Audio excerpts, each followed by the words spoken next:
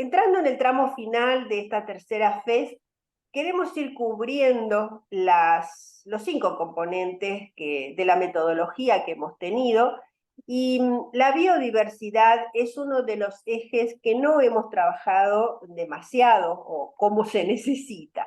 Y por eso en estos días ya finales de la última travesía hemos convocado a una experta en ambiente y cambio climático, investigadora interdisciplinaria de todo lo que tiene que ver con la biodiversidad y en la vulnerabilidad de las personas, en los temas de salud. Y me estoy refiriendo a la doctora Mercy Borbón Córdoba. Es oceanógrafa, profesora de la Facultad de Ingeniería Marina y Ciencias del Mar de la Escuela Superior Politécnica del Litoral, ESPOL de Ecuador.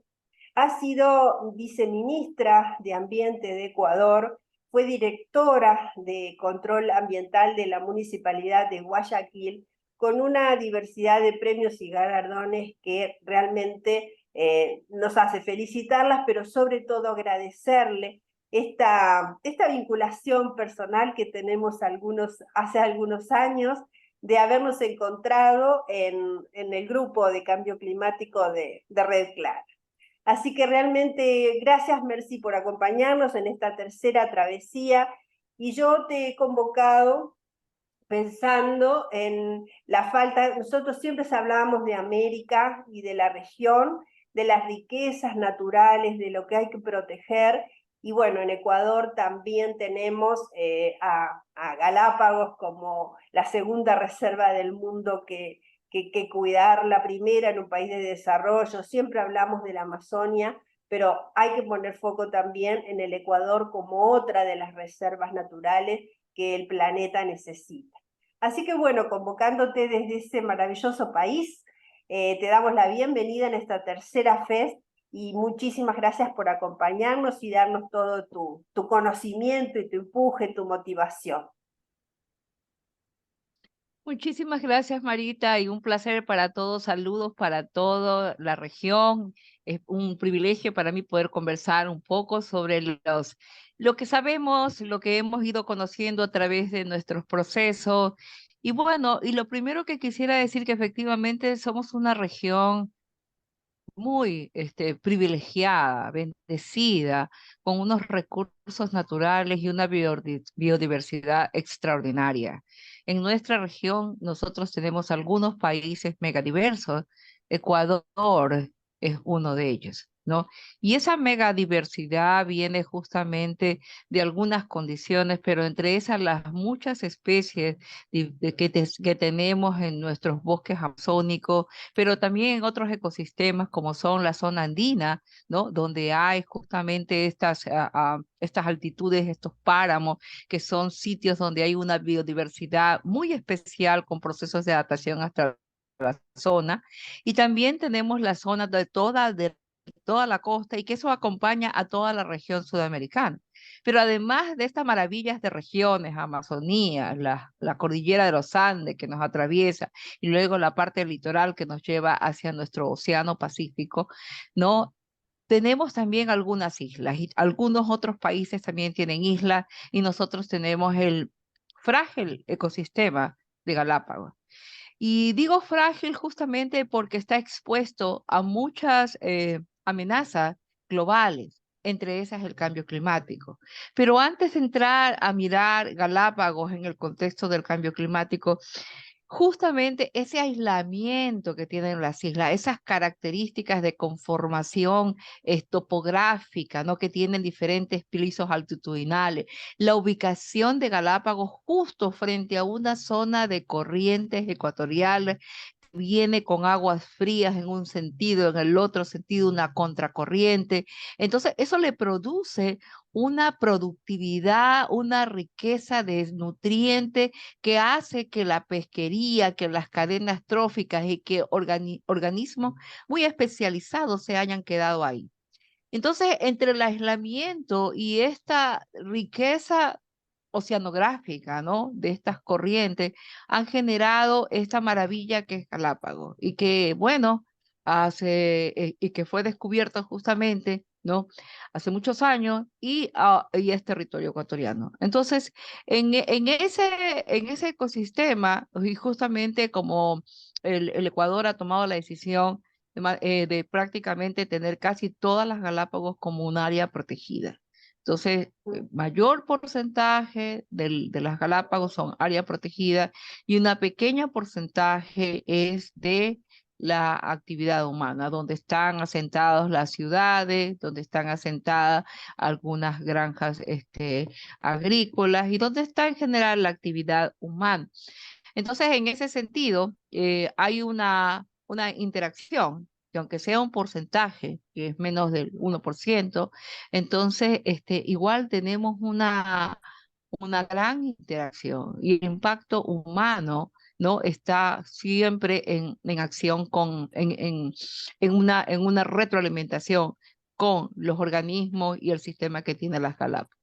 Entonces, hasta ahí quisiera una primera parte, saber que nosotros como países somos mega diversos, que tenemos una región muy especializada en términos de procesos de adaptación, que da justamente esa biodiversidad propia de las Galápagos. Y te pregunto, Marita, cuando tú piensas en Galápagos, ¿qué es lo primero que se te ocurre?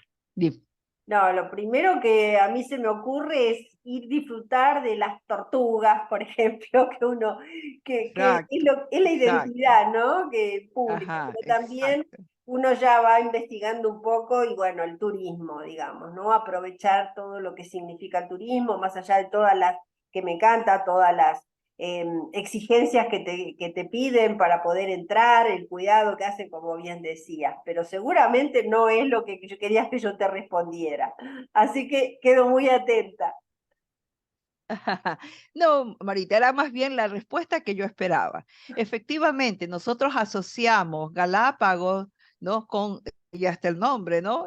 Con nuestra fauna, ¿no? Gigante, que es la tortuga gigante, entre otras tortugas y las tortugas marinas, pero justamente esa es como la especie icónica, ¿no? La especie carismática de las Islas Galápagos, ¿no? Y que también tenemos muchas otras, pero básicamente la mayor parte de las personas asocia justamente a las Islas Galápagos con estas especies. Que cuando uno llega a las islas es interesante porque las va a ver en muchos de los sistemas, muchos en su espacio natural, pero increíblemente también las encontramos en los espacios humanos, porque obviamente nosotros los humanos nos asentamos después y entonces ahí están cruzando las carreteras. Es interesante que cuando uno cruza la isla, por ejemplo, Santa Cruz, que es la más habitada, entonces ahí hay unos que le dicen pare, ¿no? Para que puedan cruzar las tortugas.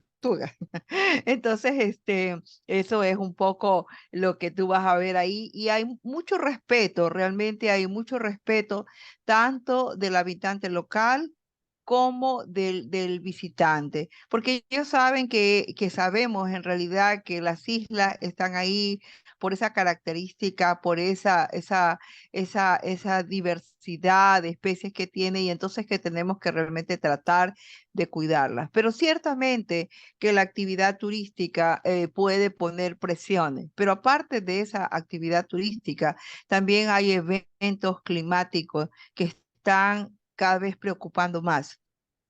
Ya. Entonces, Marita te comentaba que las Islas Galápagos es más allá de lo que nosotros imaginamos.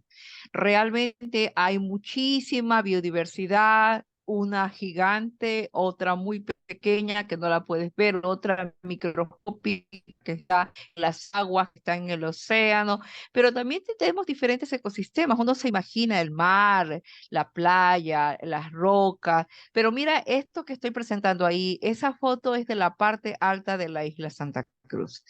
Es una colina, ¿no? Cuando abajo tenemos un humedal, que es una zona de agua, alrededor de eso tenemos algunas especies nativas, ¿no? De los árboles endémicos de la zona. Y entonces lo que vemos también hay actividad humana como la agricultura. Y como te comentaba Marita, el cambio climático se está convirtiendo en un problema para todo, es un gran problema para todo el planeta, pero también para Galápagos. Entonces, en este sentido, hemos llegado a Galápagos tratando de entender justamente cómo va a ser el impacto del cambio climático y entender cuáles son esas amenazas que trae, porque las amenazas que trae el cambio climático vienen asociadas con un aumento de la temperatura, ¿no? En el aire, pero también en el océano y en el agua, y también con una variabilidad muy compleja de la precipitación que hace que los ciclos naturales de las especies y de las actividades humanas, como por ejemplo agrícola, tengan muchos problemas para adaptarse, ¿no? Por otro lado, hay otras variables que nos indican, como por ejemplo la elevación del nivel del mar, que también van a afectar. Pero entonces, lo que nosotros tenemos en este momento es un proyecto que le llamamos resiliencia o desarrollo climático resiliencia para Galápagos. Y en él lo que estamos tratando de entender es un poco cómo estas amenazas van a afectar a los ecosistemas y en los ecosistemas a las especies y a la biodiversidad que están ahí. Porque, por ejemplo, un evento climático es el Niño, que nosotros lo categorizamos como un evento de variabilidad climática. Y cuando eso pasa, lo que sucede es que aumenta mucho la temperatura y eso produce una reducción e incluso destrucción de hábitats marinos y terrestres, como es el caso de los corales.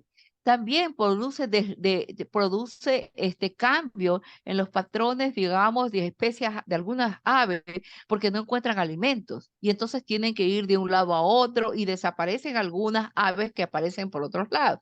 Eso afecta, en definitiva, a la actividad que depende de eso, que es el turismo, porque yo ya no puedo llevar a ciertos lugares donde, por ejemplo, no voy a tener aves o donde las especies están muy limitadas y están pasando por estrés. Entonces nosotros estamos un poco tratando de ver en esto cuál es la salud de estos ecosistemas y su diversidad en la zona marino-costera, pero también en los cuerpos de agua dulce como este hermoso lugar que está acá arriba, ¿ya?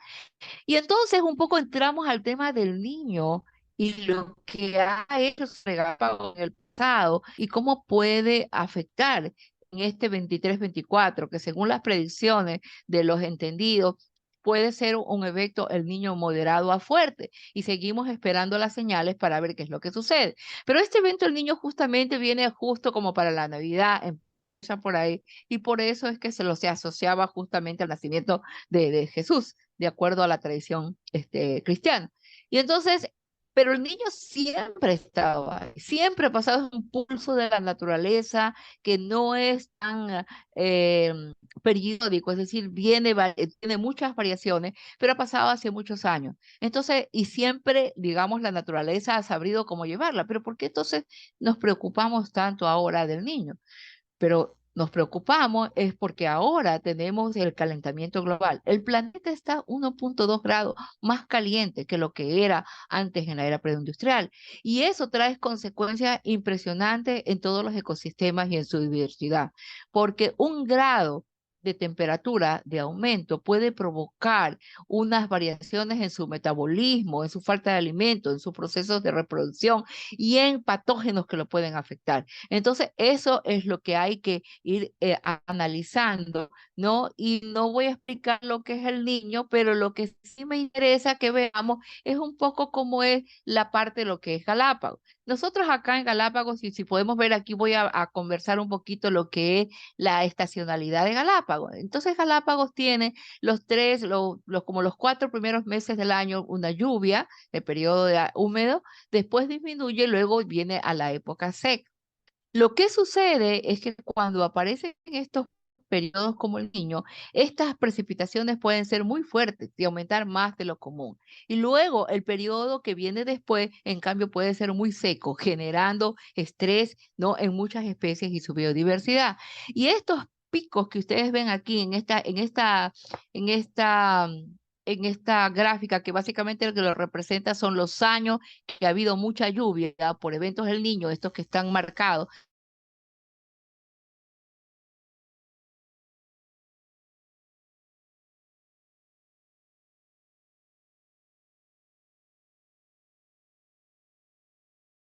el niño Godzilla en el 2015-16, pero no fue tanto. Y entonces ustedes ven y comparen lo que pasó en 97-98. Pero lo cierto es que en los dos casos, el niño provocó importantes en la biodiversidad de las islas. Y un poco explicamos a ver lo que pasó acá. En el 82, en el 83, debido a ese gran aumento de la temperatura, ¿no? Muchas de las especies, ¿no? Especialmente aves, ¿no? Tuvieron que ser, o sea, desaparecieron porque tuvieron que ir a buscar a otros lados. Muchas murieron, no se reprodujeron, ¿no? Porque la temperatura provoca básicamente una reducción o casi no productividad de las algas y por lo tanto el alimento de estas especies no había. Y como no había alimentos, obviamente, o estaban muertas de hambre, literalmente, o algunas que podían moverse y volar, se iban a otros lados, pero las que no podían simplemente morir. Otra especie que fue muy afectada fueron los corales, porque los corales son muy sensibles a los cambios de temperatura y se produce lo que se llama el blanqueamiento de corales. Y ese blanqueamiento de corales sucedió porque la temperatura se mantuvo alta por muchos meses. Y a pesar de que muchos de los corales pueden tener una resistencia por una semana, cuando es muy largo el tiempo, prácticamente no pasó y murieron gran cantidad de corales. Pero por otro lado, los pingüinos también fueron afectados. Mortalidad de pingüinos, los pinípedos y hubo baja reproducción. También la causa principal, falta de alimentos en la zona terrestre. Los piqueros de patas azules, estos hermosos pajaritos que tienen sus patas azul brillantes, también se fueron y como decía, los corales. Entonces, esa temperatura al aumento que pasa justamente durante un niño, lo que produce es que muchas de las especies marinas no sobrevivan, no se reproduzcan y por lo tanto hay una pérdida. Mientras que en especies terrestres, al haber mayor precipitación, hay unos aumentos en la sobrevivencia y la reproducción. Entonces vemos que eventos climáticos tan fuertes como el Niño, ¿no? Pueden tener ganadores y perdedores. Pero ¿por qué es importante y por qué nosotros nos fijamos tanto en el Niño si estamos estudiando el cambio climático? Primero porque es una versión, digamos, en el presente de lo que pudiera pasar en el futuro.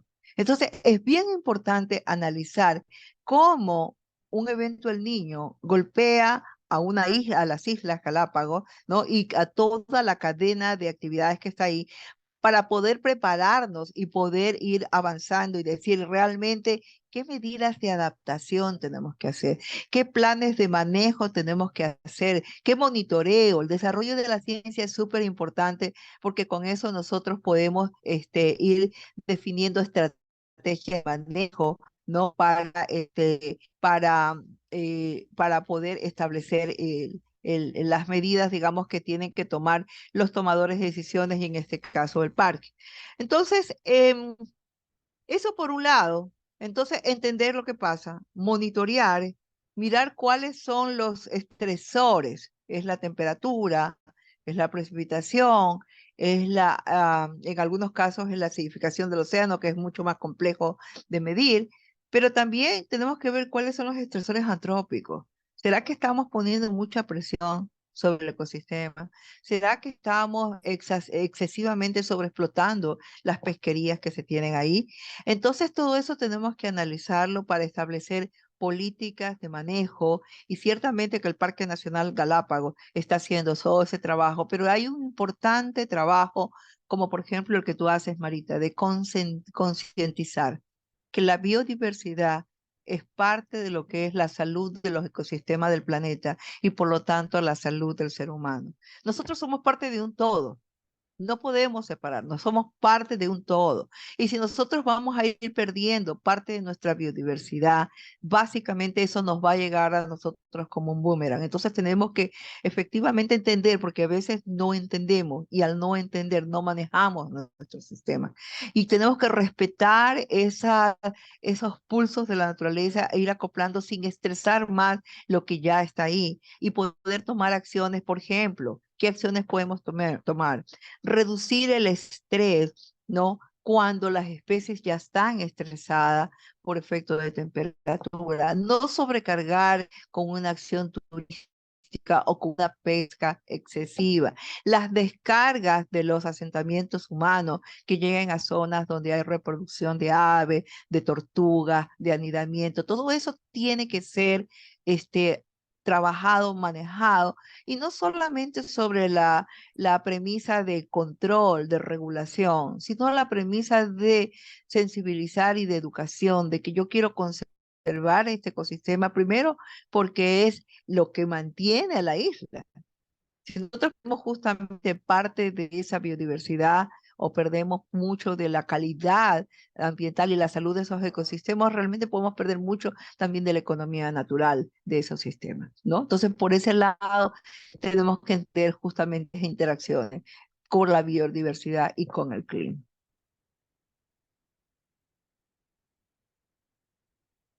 Marita, no te Realmente estoy te escuchando. agradezco, sí, realmente te agradezco esta charla que ha sido realmente una clase, una clase magistral para nosotros que queremos, como vos bien decías recién, ser amplificadores de noticias, de información bien fundadas, ¿no? Sobre todo eso, poder tener los datos directos de la investigación y del trabajo que se está haciendo y por qué la diversidad ha sido uno de los 3 ejes de esta tercera FES.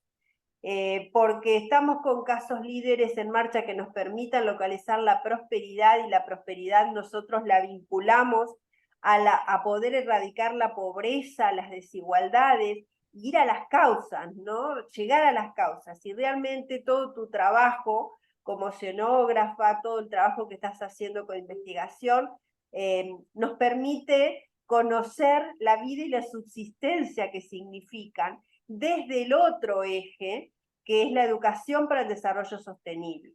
Esta variación, este giro de la educación hacia la sustentabilidad con una visión holística, sobre todo holística, ¿no? Que impacta todo, como bien lo has dicho.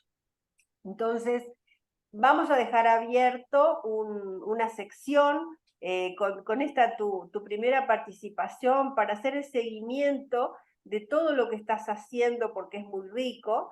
Por ahí nos faltó decir un poquito, si querés podés en unos minutitos decirnos exactamente qué estás haciendo ahora después de todo este llamado o esta convocatoria a la reflexión y a la empatía, de alguna manera que nos estás estimulando, ¿no?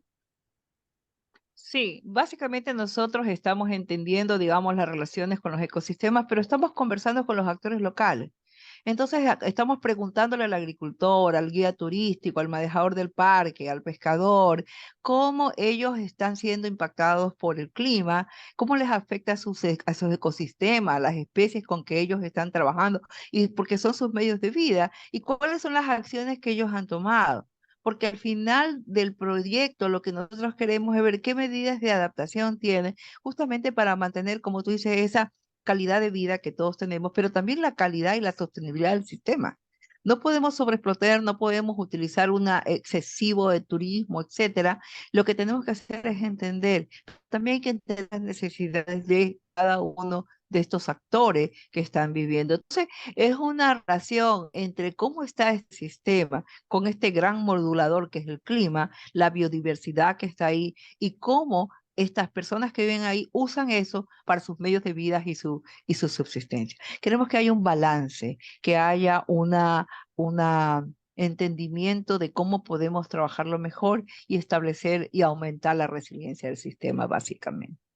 Bueno, este es un input directo a nuestro objetivo para el año que viene de poder vincular las industrias, las empresas con las universidades, para que puedan favorecer esa necesidad o las soluciones que se necesitan ante las necesidades que ya se están identificando y en una educación o una formación para mucho más que la resiliencia, sino para las innovaciones que están esperando, porque muchas veces estamos con una educación que no llega, no alcanza a la necesidad o a la vorágine de cambios que estamos enfrentando. Así que te agradezco muchísimo, Mercy, sobre todo esa humildad de acompañarnos en todo momento y de alentarme muchísimas veces diciendo que está bueno lo que estamos haciendo y la idea es justamente mejorarlo a cada paso con los mentores, con los consultores, con los expertos que nos hagan este favor de acompañarnos y este empujoncito que todos necesitamos desde la ciencia y desde las fuentes idóneas sobre todo. Mi corazón contigo, muchísimas gracias, un abrazo grande a todo Ecuador, a través tuyo y a toda la gente que te acompaña en el trabajo que haces todos los días. Muchísimas Muchas gracias. gracias, Marita. Muchísimas gracias una vez más, todo mi cariño. Para ti y para toda América que te está escuchando, un abrazo a la distancia. Cuídense mucho. Un honor haberte tenido en esta tercera FES. Muchísimas gracias. Muchas gracias por habernos acompañado en este nuevo día de la experiencia FEST. Seguimos hasta el 10 de diciembre, por eso te invitamos a suscribirte para actualizarte de todo lo que vamos haciendo. ¿Te sumás?